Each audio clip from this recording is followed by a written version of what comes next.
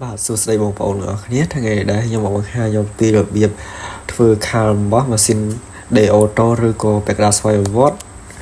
ដោយគ្រប់ម៉ាស៊ីនឲ្យមានខាលរបស់នៅខាងលើនេះបងមើលទៅ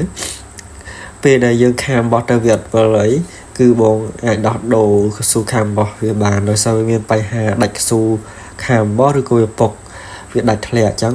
គឺយើងខាលរបស់ទៅវាអត់វិលទេបងឥឡូវយើងមកដោះចៅបងប្អូននេះពេលយើងដោះយើងយកខាមរបស់ចេញមកបងឃើញវាដាច់កស៊ូបាត់អញ្ចឹងយើងគ្រាន់ដាក់កស៊ូខាមរបស់ចូលទៅវិញទៅគឺបានហើយយើងចាប់ខ្ចៅចូលវិញមកហើយវីដេអូនេះដែរបងអូនធ្វើសម្រាប់បងជាងដែលគាត់មានបញ្ហាទៅលើខាមរបស់យើងខាទៅវាអត់ពលអត់អីគឺវាមានបញ្ហាធំបំផុតគឺវាដាច់កស៊ូខាមរបស់នឹងមកសម្រាប់បងប្អូនដែលគាត់នៅតាមខេត្តគឺគាត់ពិបាកមែនតើចឹងបងគ្រាន់តែទិញតែស៊ូខាមរបស់ទៅបងមើលតាមវីដេអូបងប្អូននឹងទៅគឺធ្វើបានហើយបងអានេះបងបានធ្វើសាករួចរាល់ហើយឥឡូវចាប់ផ្ដើមជន់សាយនេះគឺវិលដំណើរការធម្មតាហើយសម្រាប់ខាមអូតូនេះដែរវាងាយស្រួលសម្រាប់បងដែលគាត់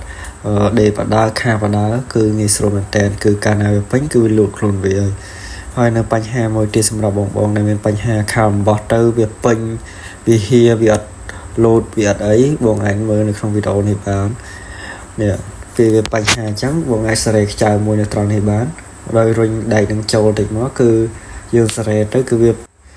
ពេញវាលោតអូតូខ្លួនវាតែម្ដងវានៅវល់ហៀនេះបងហើយសម្រាប់វីដេអូមួយនេះដែរ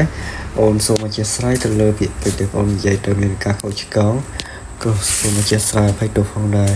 អរគុណច្រើនបង